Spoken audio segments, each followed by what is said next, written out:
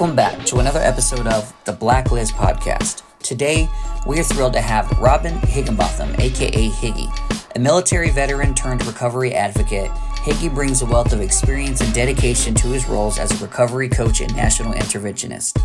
He is the visionary founder of the not-for-profit NoMoreHeroin.org and the host of the Defying the Oddz podcast, where he shares inspiring stories of overcoming addiction.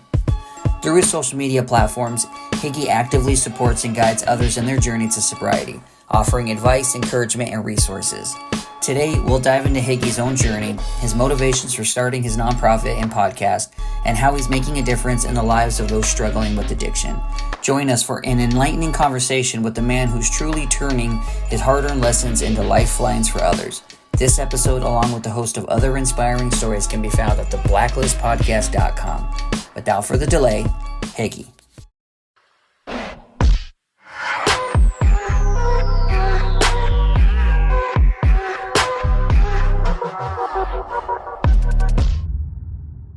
Thank you for having me. It's truly an honor to be on here with you. I thank you so much that for coming on, and actually, I'm excited. Casey from FRN Recovery, he hit me up one day and he was like, "Bro, it's like you need to link with Higgy," and I was like, "Well, link me up with him," and then of course said reach out to him, and here we are. Here we are. That's how this works, right? Mm-hmm. Yeah, no, it's cool. I'm definitely yeah, man. This almost didn't happen tonight for the ones listening. I got stuck in the snow and I had to get pulled out on by the tow truck. About rolled the van, so thank God I was able to get out in time and make it happen. Well, thanks again for having me. It's truly an honor. Yeah, absolutely, man. I mean, we're all for having people who, just are out there making an impact and just doing the dang thing, in life. And I love to share not only my story but others and let other people know that there's hope out there. Absolutely, for sure. And the only real weapon we have in fighting the stigma of addiction is our stories, our personal testimonies. Yes, absolutely. And it doesn't matter. Like the way that I look at it is, we have people from all walks of life on this podcast. It's, we got people from the normal 9 to 5, that they just go to work and, do their thing and go home. And then we got people that are influencers and musicians and TV shows and this and that. And just, but what the thing is it goes to show is that it doesn't matter where you're at in life on how successful, how not, like, everybody's affected the same when it comes to addiction and mental health. But then at the end of the day, everyone's story is is unique, and it doesn't matter. Like there's not one person's story that is greater than the others just because of their status in life. That's correct. And Absolutely. I've asked people to come on the show, and I'm like, listen, I'd love for you to come on, and they're like, man, like I don't have I have nowhere near as the followers that you've had with the people on there. I said, dude, I don't care about that. I don't care if you got one follower. I want to hear your story. That's why I'm asking you to come on. It's like I don't care. But people think just because they see the lineup that like they have to be this influencer, this or that. And I'm like, nah, you just need to be yourself and just share your story. And because Absolutely. That everybody's bottom is different. Everybody's Mhm. journey is different, and in recovery, I had to stop comparing myself to other people. There are other people out there that their story is way more tragic than mine. But in my story, it was tragic enough to make me Right. choose a better pathway to life. Mm. We have to stop comparing ourselves to other people, for sure. Yeah. Oh, absolutely. And then, and then the same retrospect is even when it comes to recovery, everybody recovers different. There's more than one way to recover, and Absolutely, we got to 1000%. stop shaming other people because they recover differently than ourselves. You know. Absolutely. And for me, I find that a lot of the stigma comes from our own people, Hmm. that have a different pathway, that are so set in stone that it's the only way that you can recover. Well, that's not the case. It's not a cookie cutter, one size fits all Mm. program. What worked for you may kill me. You know what I Yep. mean? Yep. So I'm way open to letting people choose what pathway that they want to. The whole goal is to regain control of your life, get a sense of freedom, and for me, it's obtaining that spiritual connection that I was Yeah. missing throughout my whole addiction. Right. Yep. So we're here. We're doing the damn thing, and so let's jump in, man. So what was childhood like? Where'd you grow up? Where'd you come from? Well, first off, my name is Robin Higginbotham. I'm from Hicksville, Ohio. So I was doomed from the beginning because it's almost like a Johnny Cash song, right? A boy named Sue. Well, mine is a boy named Robin. Mm, And I grew up in an era where unisex names weren't cool. So there was a lot of things going on in school. Kids are cruel. So I adopted the nickname. Well, they called me Higgy because nobody could really pronounce my last name.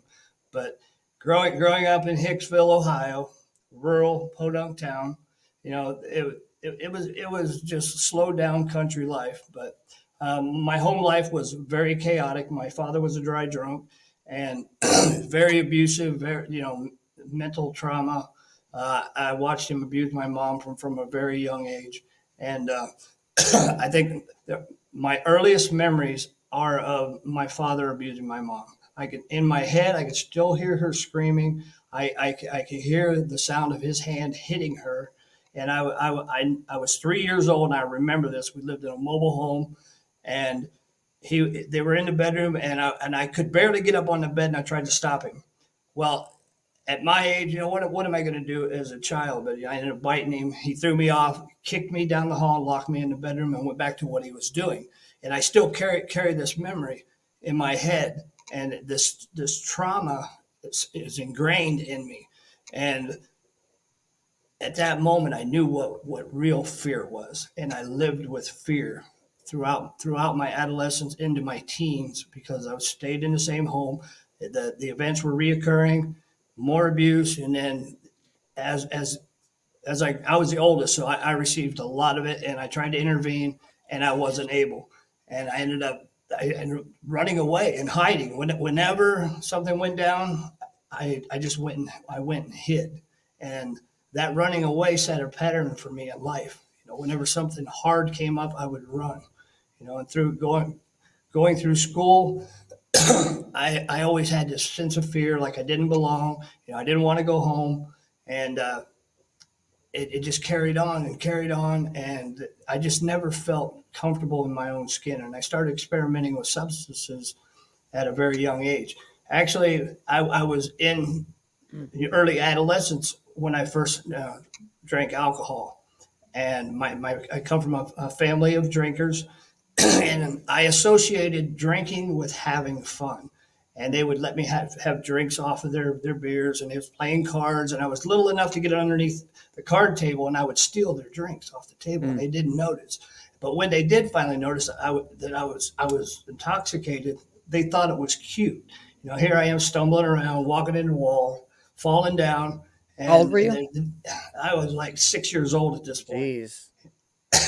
I loved the taste of beer from a really young Really? age, and from that point on, I had a yearning. I knew what alcohol felt like, and I associated it with fun.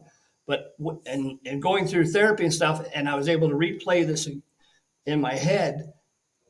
The events there that started out in fun, but it always ended in chaos. They would end up fighting with each other, and it was a lot of chaos. And I blocked that part out, and I clung to that feeling that alcohol gave me. So I started experimenting with substances when I was 12 years old. I was smoking weed. I was drinking Mogan David 2020. Mm, It's like every teenager. Older kids were buying it. We give them money or this and that. And I had a pattern of hanging out with the older kids because they were doing the cool stuff. mm, So it started this another pattern of looking for acceptance from other people. Making friends in all the wrong places, and through I remember sitting in eighth grade first period class. I'd be faded, and my friends would be making fun of me, and in looking at kids today, I can't believe that I was doing the things that I was doing. I was trying acid, I was smoking a lot of weed, I was drinking, but I was able to make. I went to school every day. I was doing that kind of stuff. I hated going home, I grew up on a farm, so that I had a lot of outside activities. I grew up on motorcycles, go-karts, things of that nature. We had a woods, we had a pond, we had a creek going through our property. So there's a lot of activities outside, and I would just disengage, dissociate, and spend all my time outside. And this continued, and there was always problems at home. I ended up leaving home at a very young age, and I left. And then when I graduated high school, I went away to college, and I got my high school girlfriend pregnant. So I ended up having to drop out of college, come home, and we ended up getting married. And the weekend after we got married, she ended up losing the baby. So here I am in a marriage I didn't want to be in. I was still partying. I started selling drugs, and it ruined everything in my life. And I experimented with crack cocaine and cocaine at 21 years old, and I was off to the races. Crack cocaine has ruined my life. What did you like? How was your parents like throughout your addiction, like throughout like high school and stuff, and smoking and drinking and all that? They were so wrapped up into their own problems. That they tried controlling me. I was always in trouble at school. I snuck liquor on the school bus when I was in sixth grade. I got caught doing that, and it was I got in trouble for selling weed in eighth grade, and my father was very abusive. Like I said, a lot of emotional trauma, and he told me that I was worthless. I was lazy. I'd never amount to nothing. And that stuck in my head. And I believed that. I had no sense of worth, no value, none of that. So, that fed my addiction at that time as well. And back then, recovery wasn't a real thing. I didn't know a different way to live. Yeah. And anyways, long story short, marriage didn't last. I continued partying, selling drugs. And I got to a point where my life was so out of control. And I had a friend from high school that was a Navy recruiter, came and seen me. He said, "You need to go in the military." I was 26 years old when I went into the Navy. And I ended up, I continued the pattern of running. I basically ran away from home, joined the Navy, and went to boot camp. After I went to boot camp, that's when Desert Storm broke out, and I got shipped off on a ship and sat in the Persian Gulf, and went through the whole thing. I got injured out at sea, and got medevaced off my ship into the Middle East, and then I worked my way. They sent me all the way back around, and today I'm a service connected veteran with a respiratory condition. And well, like how did the military, you joining the military, like, excuse me, when you within your addiction and whatnot, like, how did you do that? Like, before you joined, did you know like you had a problem? Like like you had a drug issue or an alcohol issue? I thought it was a circumstantial issue until I got into the military, and then it was off to the races with my drinking.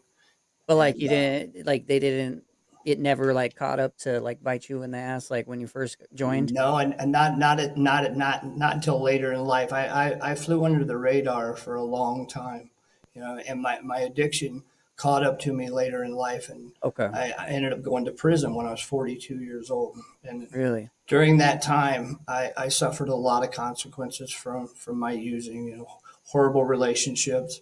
I was in and out of jail, detox, rehab, things of that nature. But I didn't find recovery until I had to sit down in prison and take a look at my life and sober up. And Really? then at that point, I made a choice to try to find a different way to live. I started attending meetings in prison, and once I was released, I got an early release to go to a drug treatment program. It was a lockdown facility, Mhm. and that's when I found that I really had a desire to live better, and I started learning, about the principles of recovery, working steps, and so on and so forth. And once I was released from prison, I I had a relapse, and I got hooked up with services. I got introduced to a mentoring program for ex-offenders called the Touch program in Columbus, Ohio, and I was like one of the first people in the program, and I got to mentor other felons, so on and so forth. And one of the organizations that was working with the program, uh, they treated me really well, and it was a nonprofit, and it's called Impact Community Action. So I started going there for services, and I really liked what they were doing, and I asked them if I could volunteer because I had no idea what I was going to do with my life at that point. I was a convicted felon. When I got arrested, I was arrested on 32 felonies, facing 44 years in prison, and that all stemmed from my drug addiction. I had multiple possessions. I was using stolen credit cards How and long did you end up doing? forgery. I ended up doing 2 years. Out of a 44 years? Yes, yeah, Holy crap. because I was a first time offender. I Yeah. had asked for help while I was in there, and they afforded that to me. So I got what they call a judicial release to treatment Hmm. with a grip of probation, and so on and so forth. Before you go into the volunteering thing, how was your like mentality when you knew you were going to prison? Like, how did what was your thought process? How did you process that? I figured when going in, I thought my life was over. I was going to prison at 42, I think 42 years old. You know, Yeah. I've been escaping all these consequences, you know, besides county jail and so on and so forth. And one DUI, I just thought my life was over. You know, I had mental health issues that I had Mhm. ignored. I had trauma issues that I didn't know existed. You know, I had all these symptoms, and I had the causes and effects that were looking me in the face. And actually, going to prison saved my life. You know, I Yeah. wasn't just arrested; I was rescued. You know, and it Mhm. made me sit down, it made me sober up completely, and I had to sit in my own skin, unmedicated, and try to take a look at myself. Right. So that was a blessing for me. Did you backtracking really quick back into did you finish your military term, or did you get I discharged, or was medically met? discharged. Okay. I was trying to remember. I'm what they call a disabled veteran. But during your that they ever find out like that you had you were, you basically were an addict through being in the military? Like, did that any No, of that like ever in the catch up to military, you? there's a lot of us in there. And I bet, and some people, it's like they get, some people they're able to just do their whole thing, their whole term and then get out, and then there's other people that get caught, like, Right. and so I didn't They weren't scrutinizing like they as much as they are like there are today. You now. know, a lot of the stuff that was happening got swept under Mm. the rug. Okay. I This was in the early '90s, from '90 to okay. '92. I got a friend I went to high school with where he joined the Navy, and was stationed in Hawaii, and he smoked weed with somebody else, and the first time he never did it, and he did it, and he got caught, and he got discharged from there. That's So horrible. just for the one time smoking, so I I wasn't sure like how the military was back then compared to now. So because now any little thing and you're out. So Right? Yeah, they weren't as scrutinizing as they are now. okay, And plus, it was war during wartime, so they so they needed all needed the all the bodies help that they they can can get. get. Yeah. Yeah.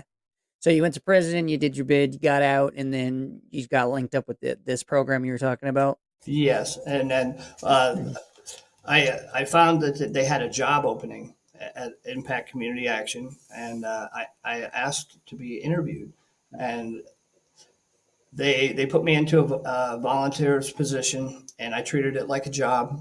I worked from 9 to 5 every day. I dressed appropriately. I did everything that they needed above and beyond, and after about a month, they put me into a position, and I was able to work with low income people, that needed help with resources for Mm. rent, uh, utilities. It was called the Emergency Services Department, and that's where I found my real passion for helping people, and that's the path that I've been on Yeah. from that point on. I've been in the helping industry since that time.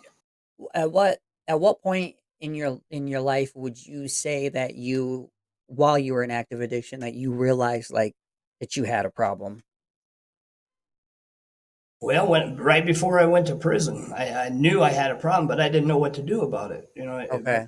Back, I went to prison in 2007, and like I said, I come from a small community. Recovery wasn't, it wasn't a recover out loud community at Mhm. all, and there was a lot of stigma with people that went to the meetings. And Mm. honestly, I thought I could control it. I thought I Okay. could just stop. I could stop on my own, and I was able to white knuckle it, a lot, Yeah. and then there were periods of time when I just went totally off the rails, and Mhm. then I found myself homeless in Phoenix, Arizona. Again, I went, I ran away from home in Ohio and went to Phoenix, Arizona, where nobody knew me, and I lived homeless. I was homeless Mm. on the streets. At what year? That was 2000. I was homeless from 93 to 2002 in Phoenix, Really? I'm from living in Phoenix. That's shelters. Phoenix is my hometown. Yeah, yeah, we were talking about that before. Yeah. I loved Phoenix. I love the hot weather, Mm. but for an addict, it's such a treacherous environment. I Mhm. was in and out of Tent City, Oh, drag yeah. jail. With the pink the pink underwear and all that? Yeah, I wore the pink underwear. I was in jail during the wintertime. We lived outdoors in army tents, Mhm. pink long johns, hoodies, things of that nature. Yeah. Pink handcuffs. Yeah. Joe Arpaio loved the pink stuff. Yeah. And I got into doing. I got into a lot of nefarious activities out there. I was stealing cars, Mm. shoplifting, living on the street, selling Yeah. drugs, and I ended up at what the Cass Street shelter. And Yep, I know this Cass. place is the absolute last stop for anybody. There's a graveyard right beside it. The whole area was nothing but homeless people on the streets. It was like a carnival of the Walking Dead. You walk down the street, you get anything you want. Yeah. And the thing is, it was within half a mile of the police station, the main police station, and across the way was all the county government buildings. Yeah. Where all the politicians and stuff, and we're out there living on the street. And during that time, I witnessed a lot of death and violence. I seen people stabbed, fights. Woke up next to a dead person one time. All these horrible consequences of using, but I didn't Mhm. know how to get out of it, and Yeah. my brain chemistry was so skewed that I didn't know anything but look for more, Right, more and right. more and more. Why Phoenix? Why did you choose that? I had a friend that lived out there, and they invited me out for a week. I discovered methamphetamine, and Oh. I thought this is for me. And my life was so off the rails, and I I was tired of being an embarrassment for my family. Mhm. My son was very young, and I thought he would be better off without me in his life, Mm. honestly. And I didn't see a way out, and I thought I would just go out and die. Let things happen the way they're going to happen. Let God take the Mhm. wheel, or so I thought. Yeah. And I Yeah. went off the grid for Mhm. 10 years. I mean, think about it, like, that was how it looked when you were there in the '90s.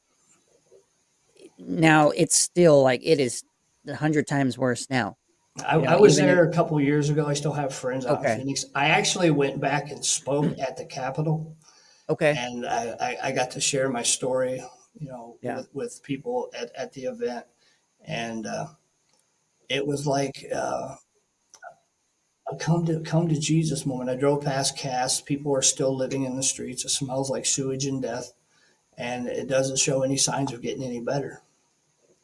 He, I was a service tech down there off 16th Street in Jefferson was our office, and there's a shelter that we serviced right down there. We did the misting systems and whatnot for all the homeless, and that one stretch, it's just like it's like the Skid Row for Phoenix, and it's Absolutely, just total Skid Row. it is. Yes, I mean, tents, people making full blown houses, and everything, and they're all just completely just running the street, and it just goes to show, like, and being born and raised there, growing up there my whole life, like to see the homeless community and being, an addict there and whatnot, like, yeah, there's some bad places to be, homeless and be an addict in, but Phoenix, Arizona, for one of those is absolutely. not a good spot. You ever been through the square up Um, north?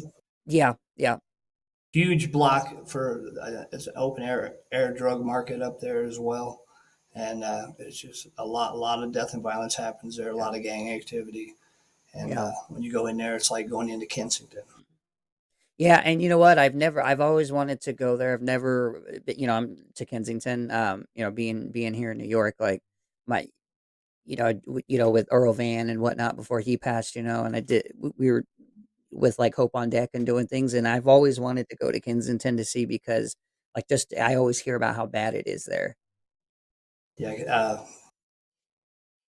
Earl did a lot of good work, man. It's Yeah. really tragic, and send condolences to his mom. 2 weeks prior to him passing away, him and Ma Van were supposed to be on the podcast. Such an amazing lady his Yeah. mom is. Yeah, we remain very close to this day. She's actually coming on the show in a couple of weeks to That's she's awesome. gonna, Good for you. share and She's got a powerful testimony for sure. we're gonna we're going to do a little bit of collab work with Hope on Deck, and we're gonna try to do some community outreach out here where we're at in our local I'm community with glad she's them. keeping it going for sure. With She it, is. that She is. area is such a dire need for hope. Yeah.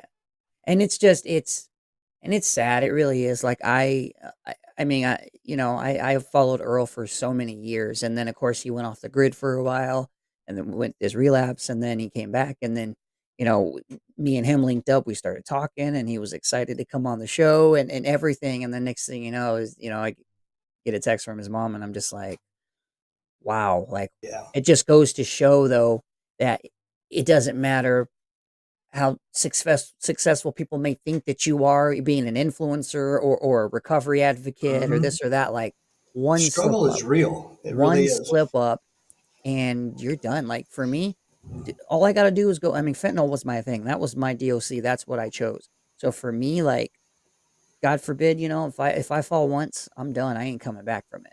And that's There's a all. good chance you won't. I mean, even There, if you yeah. wanted to. Even if I wanted to, like, there's these people going out. They're sober for 5 years, and they're like, you know what? Here, let me hit a blue, or let me do this or that, and boom, first time that they use, they're out.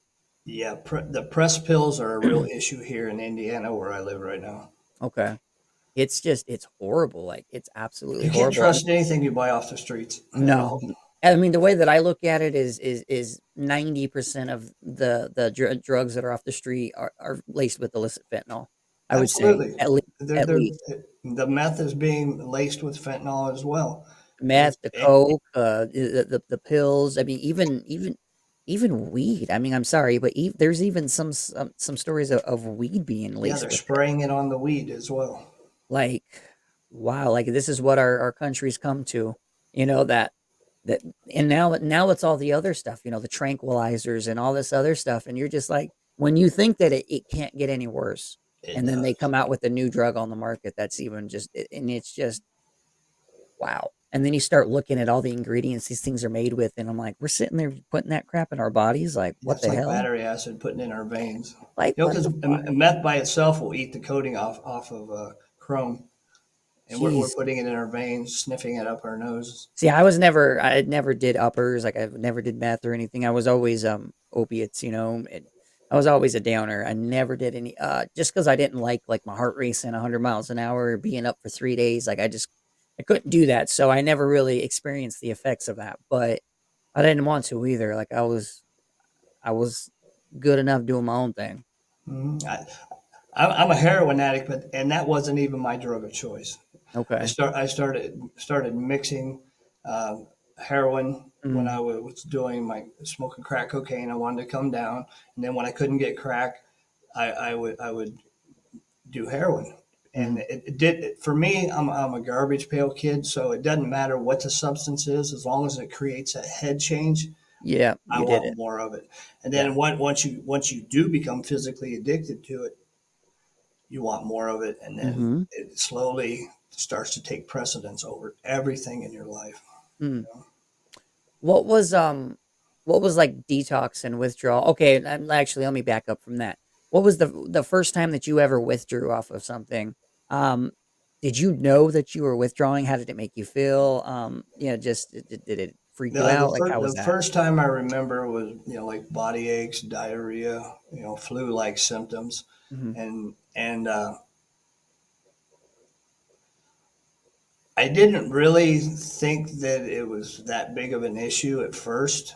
mhm, And then I kept playing with it, and I told myself that if I would just use for 2 days in a mm, row, I could use for 2 days and not feel significant withdrawals.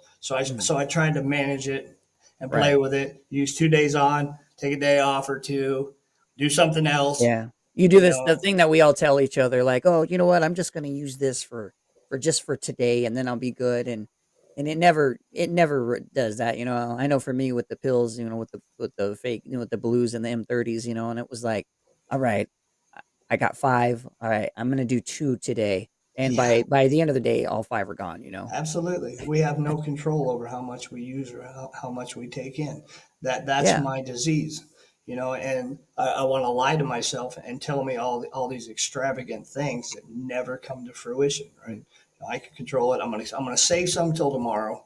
Yeah. I don't have that big of a problem, Mhm. and It's it's like not an issue. I can control it. even when we wanna stop. Like, for me, like, there was plenty of times, like, I wanted to stop, like, I knew I was done. So, like, then I would get some, and then I'm like, "Alright, I'm gonna try to stretch these out so I'm not as sick." And it's just, and so even though, like, my heart and my mind was like, I wanna stop this," I couldn't because the addictive side just was like, "Take it all." And it was just never it was like, I would You have have a disease of more, right? yeah, and it's like I had to be physically cut off to where I had no choice, but to go through detox and withdrawal and all that before.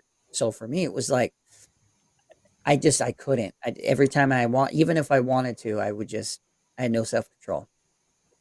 Absolutely. I can agree with that 1,000%. I remember multiple times that I used meth to detox off of opiates. So Mm, I didn't have to feel the pain of withdrawal because I right, knew what it was. I knew what it was at that point. right, It's the right, insanity of it all. right. It's so good to be on this side of it, to be able to look back Hmm. and that's what keeps me clean and sober today. I'm a chronic relapser as well. I've Mm, had long periods of sobriety, clean time, whatever term you want to put on it, mm, and then I would go back to it. Something would happen. For me, I'm not just addicted to drugs and alcohol. I'm addicted to feel good, yeah. whatever that looks like. Hmm. It could be shopping, it could be gambling, it could be Yeah. sex, It's more than a it, substance. it could be working out. And for me, working and I'm getting involved with social media. I've been involved with recovery, the online recovery community, probably since the inception of Facebook. I joined right away and got Mm, involved with online recovery, and I found a purpose there, and I found a community that I related to, and all the social media activity, that triggered that feeling of good. hmm. That became an addiction for me. Working, social media. I have my own company. I was doing that. I was traveling. I was speaking, Mm, and I had 1 year of sobriety. I've made it 7 times in the 12 years that I've been trying to get clean and sober. right. So I'd like to encourage anyone out there early in recovery, prioritize your recovery, get yourself solid, Hmm. before you get involved in all these extra activities, because Yep. the pink cloud only lasts for so long. And someone explained to me, why that cloud is pink, right? because there's a brick wall on the other side of that. And I Mhm. would hit it every time. So I tell people this all the time. You hit the nail on the head. I always tell people this is that, I have people that reach out to me and they're just like, like I would love to do like how do I do what you guys do? How do I become an advocate? How do I help other addicts? This, that, and the third. And even though their hearts and their minds and their intentions are pure, I always have to tell them you need to be physically, mentally, spiritually grounded in yourself. You need to be disciplined because if you jump too soon in your recovery, mind you, you're going to be working with people who are in active addiction, people that are still using. And so I see it. I've seen people slip and fall. They come in, they're sober 30 days. They want to come in. They want to, they're great intentions, and I know they have a heart to it, but what happens is they're not solid and they're not grounded and they're not disciplined. So then they come across somebody that's actively using and then they slip and then they fall right back into it. So I tell Absolutely. people like don't jump in too fast because work on yourself. I suggest 6 months to a year personally. And that's just me though. I Sure. would suggest at least a minimum of 6 months. Get 6 months under your belt. Okay? Get 6 months under your belt, get accountability, start, doing whatever you need to do. Um, and then when you slowly start jumping into doing this advocacy route and the things that we do, make sure though that you're on your A game because if you get triggered or this, that, or the third, you need to make sure that you're good to go. Um, yeah, we want people to It's so help. easy to get your priorities out of whack, right? Hmm. You know, work in a program, it's a 24-hour a day job, 7 days a week. Oh You know, yeah, there's a no days off lifestyle. in recovery.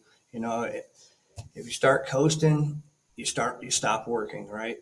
And Hmm. there's always work to do. And for me, I having relapsed so many times. I've taken the last year off before. I have 415 days today Okay. from a horrible relapse.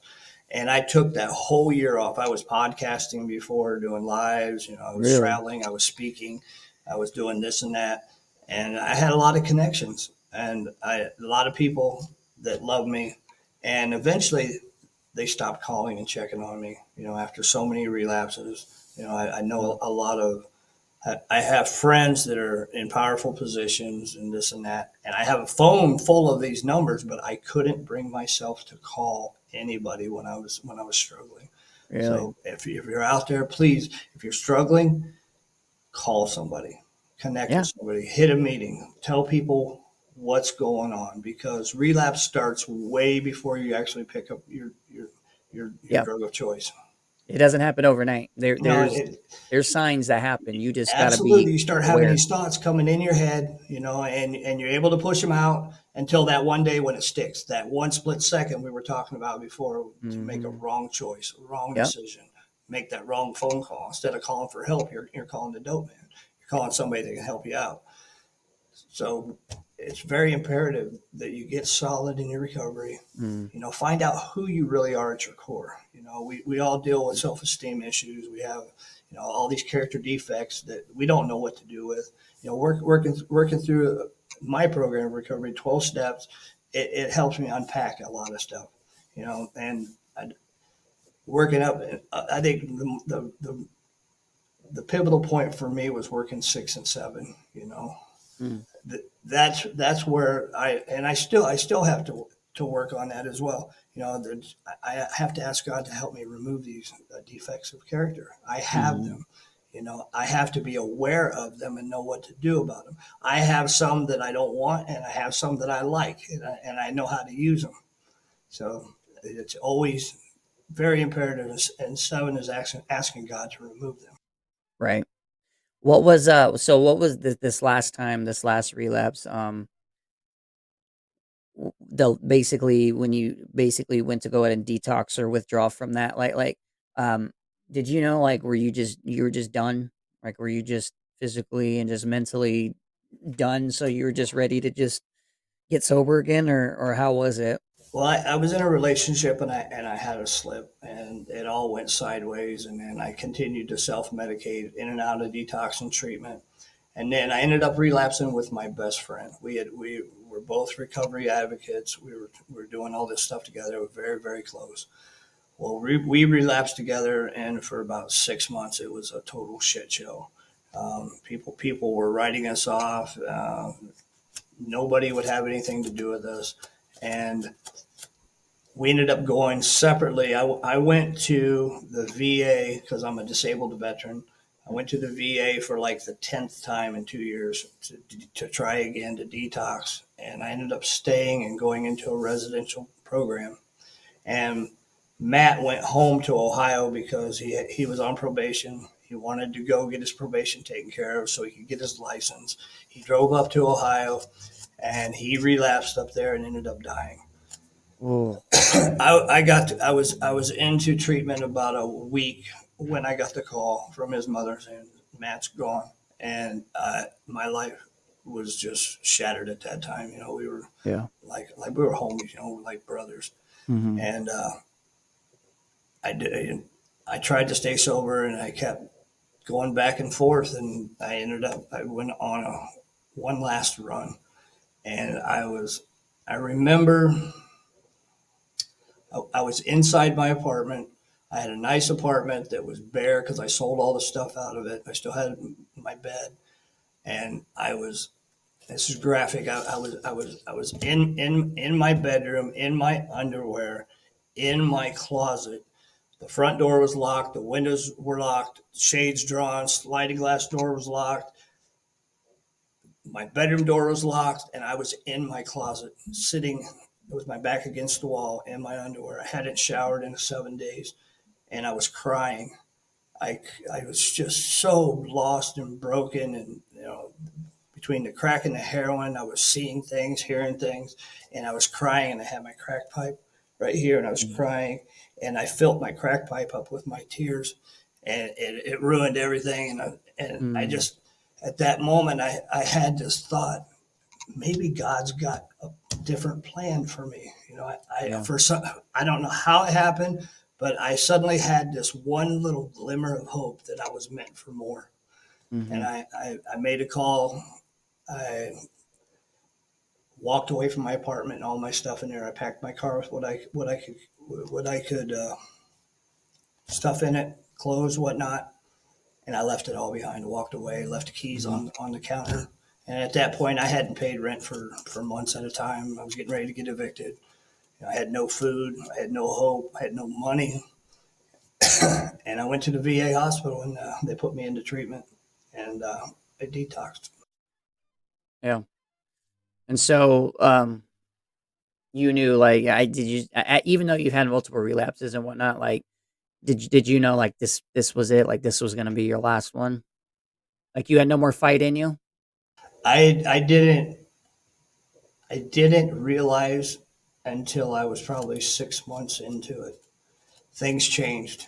I'd been through so much. I was just, so many people were dying around me, and I made a move once I got out of treatment. I was living in Florida, and I'm from the Midwest. I made a call, and I asked someone to come get me, and I had relapsed one more time. And I had a friend from Wisconsin, Steffi. She jumped on a plane and flew to Florida, came and drug me out of a motel, and drive. I have a 4-wheel drive Raptor, a big truck.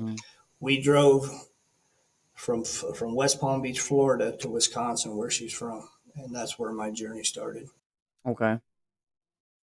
Took us 3 days because I was detoxing so badly, and I was having convulsions. Traveling and detoxing must suck so bad.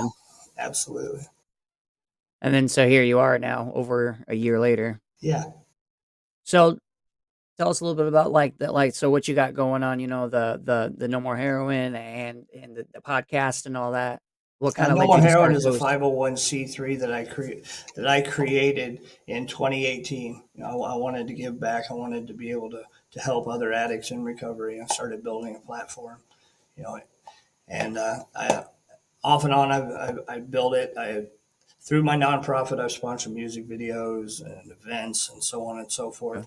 And I took time off when I was in relapse, and I got it fired back up last fall. I got it reinstated. I'm going to be doing things with nonprofit, creating music events, speaker events, trying to help people in the community, fundraising events. There's other there's other organizations locally that have known me for a really long time, Yeah. and we're gonna be working together. Trying to do the work that needs to be done for the suffering addicts out there, providing resources and Yeah. things of that nature. I have a company in Florida. It's a for-profit. It's a vision for veteran. I employ homeless veterans, and I don't know how I've done it, but I've maintained it for the last 9 years. It's something that I can run remotely. I have people working for me. I've employed homeless veterans trying to get on their feet, and employed probably 15 to 20 over the course of the year. Still in place today. My guys are doing great. They're connected with services. They've worked themselves out of homelessness into apartments. They're thriving, Wow.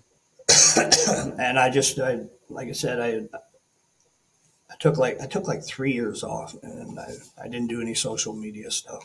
I was check in here and there. Last year, I got hacked. Last fall, a year ago, it was probably 2022, I got hacked and lost 230,000 followers on Facebook, and I wasn't sure I was going to come back. So I'm rebuilding my platforms, the No More Heroin platform, the Higgy 2.0, and I've just created the Defying the Oddz podcast platform as well. I want to follow in footsteps of people like yourself that are doing really good work in the community, and look forward to working with you guys. I have an Instagram account as well. Yeah, where can they find you guys? On Instagram, it's Higgy 0.02.0. TikTok's Higgy 2.0. Facebook, Higgy 2.0. I have my personal page, Robin Higginbotham. I have No More Heroin and Defying the Oddz, and associated groups with all those. Man, you got a lot going on. You sound like what I'm trying to, like I'm trying to work on a nonprofit right now. My day job is I'm a program director for a treatment center, detox, residential, sober living. Okay. Director of peer support. Over the course of the years, intermittently between my relapses, I've got credentials. I have a lot of good things. I've been really involved in the recovery community. I have really solid role models in my life that show me that recovery is possible no matter what today. And I have them to lean on in my dark times. And I have enough humility to let people know where I am today. So if I'm struggling, I have, like I said, a phone full of contacts and numbers of people that will talk to me. And there's a thing about when you express how you're feeling, what's going on in your head, and it sounds good. When you verbalize that, you realize how fucking stupid it is. It just works that way. And if you got good people in your life like me, they tell you how fucking stupid you are. So they're not opposed to hurting my feelings. We need that. Sometimes we need that kick in the Absolutely. ass to just, be like, dude, get your shit together. Please find someone that will be brutally honest with you in your life. You don't need somebody that's going to just co-sign your bullshit, because you're not going to better yourself. You're not going to achieve any of the things that you're meant to do in your life, because you are meant for greatness, for sure. Just because we've been addicted in the past to these horrible things, that's not who we are. That's not who I am at my core. I am such a night and day different personality, clean, and when I'm using, it's night and day. That's not even who I am when I'm using, right? So that's part of the forgiveness piece for me, is realizing that I'm not that guy. I did these horrible things in an altered state of mind, and when I'm high, it's impossible for me to make good decisions. Yeah. Well, now you got another person to add to your contact. So if you ever, thank you, brother. Likewise, always. Yeah, absolutely, man. No, it's we all need somebody in our lives, like I said, to call us out on our bullshit, and just We don't need a bunch of yes men around. We need people to actually tell us like, dude, you need to like get your shit together because that's the Right. only way that we're gonna make it, man. And we may get pissed off when people tell us the truth. We may get Yeah. mad, but at the end of the day, when you're clear minded and you're sober and all that, you're just like, wow, like okay, Yeah. they're I had to helping me. drop the facade like I had all the answers, man. I Yeah. kept lying to myself. I'll figure it out. I'll figure it out. Well, I didn't. I'll tell you what, if I had all the answers in my head, I would have Yeah. figured this shit out a long fucking time ago. And I did not. I kept coming Mm, up with the same solution. And I mhm. figured out it never was my problems that was the problem. It's my solutions I was coming up to solve my problems. So I was Yeah. always in this just chaos all the time, fighting with myself. And I had to get out of myself and ask somebody else how to do it. Mm. Yeah. Well, damn, like I said, if people like myself and Higgy can change their lives and come from, where we've come from, again, we both have different paths but we're all now we're doing the same thing, which is to help other people, just give that hope and positivity. So we can do it. You definitely can do it. Absolutely. And Choose your we'll, own path. Don't let yes. nobody pick it for you. Mm, Experiment with a little bit of everything. There's so many different pathways out there. And to be honest with you, I don't have just one pathway. I take a little bit of everything. mm-hmm, I have things that I take from this fellowship, this practice, this and that, mm-hmm, and I have this holistic healing going on that has healed my heart and my yeah. brokenness and created this connection to my higher power that has changed everything for me. It changed the Mm, way I view myself and what my role in this world is. yeah. It gave me a clear view of what I'm supposed to do Yeah. and what my potential is of what I can do. Yeah. It's limitless for all of us. Yeah. Absolutely. Well, man, I mean, I appreciate you coming on. It's been nice to spend the last, almost an hour with you, just getting to hear your story and whatnot. And for everybody that's watching or listening, go follow Higgy, go show him some love, follow all the Thank you very pages. We'll much. drop all the links to the socials in the description. But definitely go follow him, go show him some love. Thank you. And he's Thank you doing some very good much. It's stuff. been an honor to be here with you. Sorry for the rambling a little bit. You're good. You're good, man. Listen, we got, we're not, we roll with how it is here. Again, we're not no this, that. We're not, we don't got this producer telling us what we can say and what we can and how much Right. time. We're just two humans having an authentic conversation. So until next time, we signing off.